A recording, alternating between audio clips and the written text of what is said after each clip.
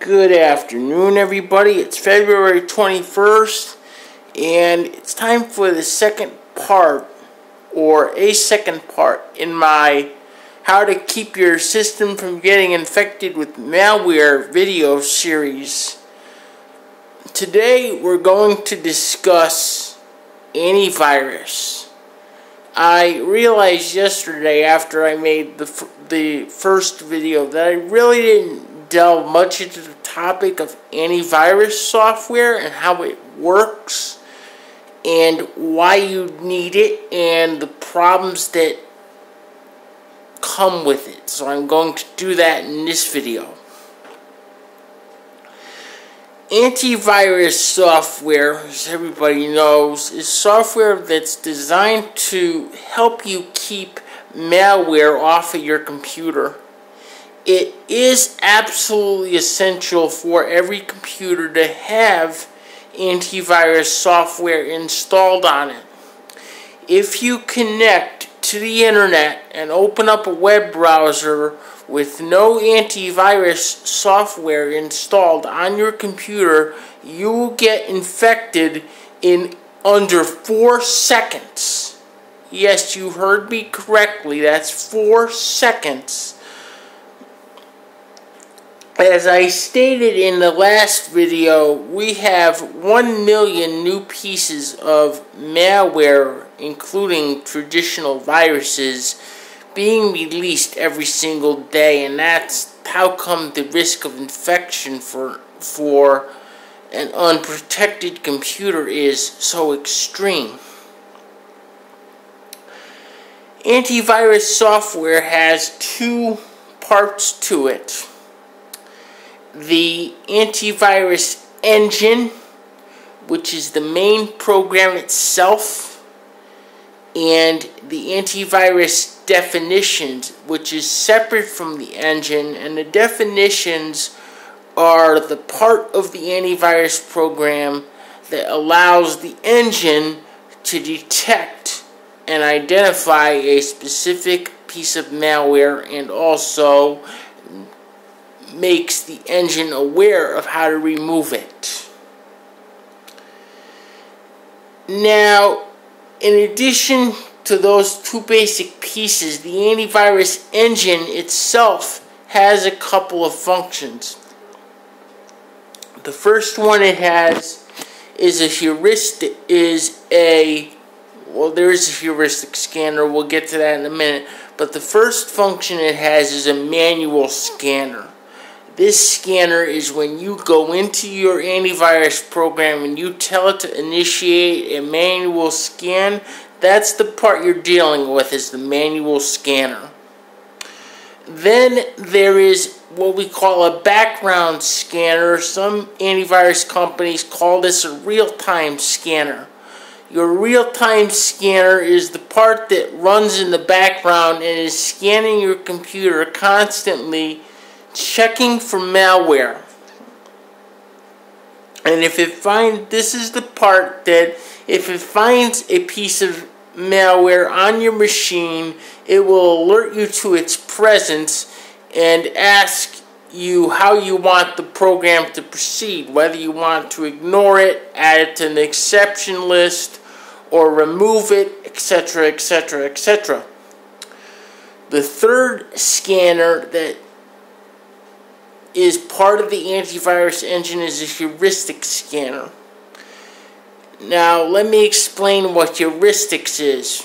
Heuristics is scanning based not on a pre-programmed definition, but based on the behavior of a program or file. Heuristics look for programs that are conducting behavior on your computer that they shouldn't be conducting. For example, we're looking at Internet Explorer trying to alter files in your documents folder. That normally doesn't happen. And the heuristic scanner is going to pick that up and say, whoa, wait a minute, something's wrong here, and it's going to go off and it's going to alert you. It's going to stop whatever activity is occurring then it will ask you what you want it to do as far as actions that can be taken. Now, the problem with traditional antivirus scanners is, as I said in the last video, we are dealing with over 1 million new pieces of malware released every single day. That's 121 million pieces of malware a year. I kind of explained this a little bit, but in order for an antivirus definition for a new piece of malware to be made, it has to be analyzed by human beings, and obviously there's no way us humans are going to be able to keep up with 1 million new pieces of malware every day. Even the Heuristics scanners are having a bad time.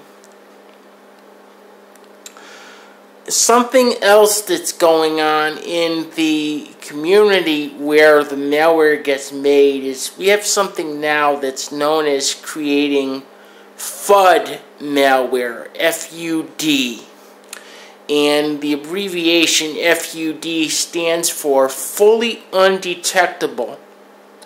And what this is you will have a virus writer that will take his piece of malware and send it to an individual that makes malware fully undetectable, and he will say, hey, I've got new piece of malware X. I don't want the antivirus scanners to pick this thing up. I want you to make it FUD. And that guy will say, okay, give me $1,000 and I'll take your file and I'll make it fully undetectable. And what that guy will do is he'll take the file and he'll run it through all kinds of compression and encryption algorithms and everything else. So basically scramble the living daylights out of it.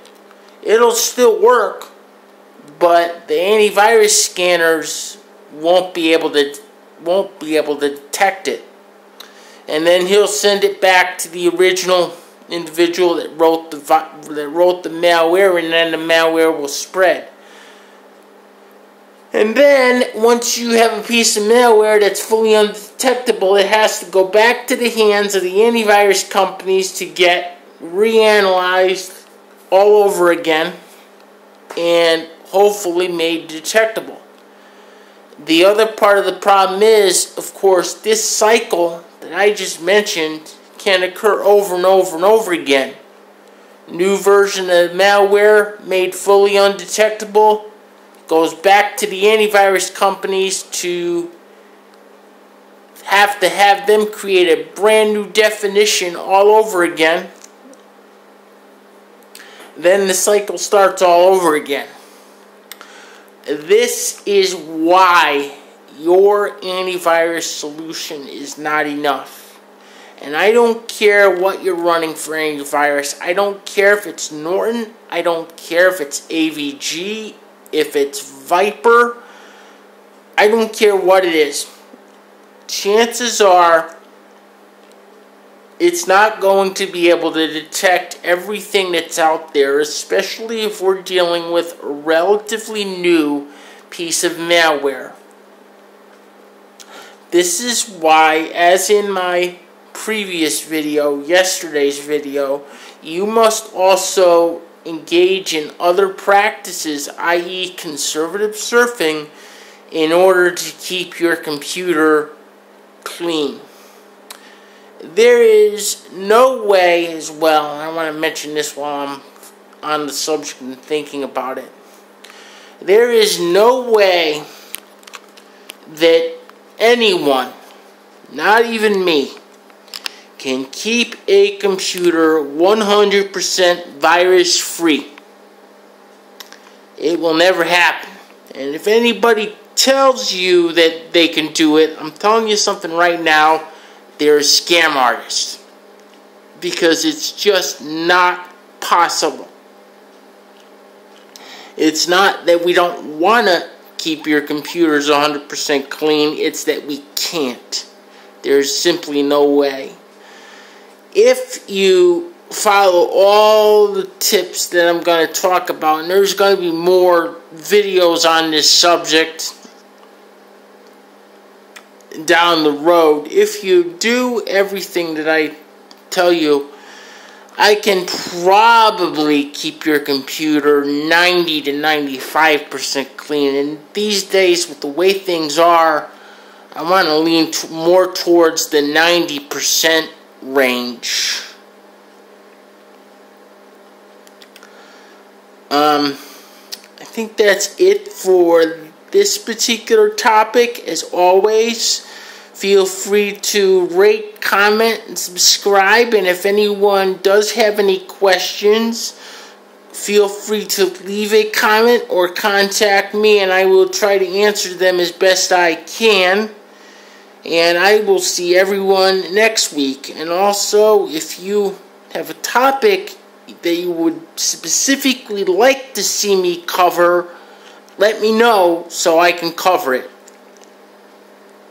And I will see everyone next time. See everyone soon. Bye-bye.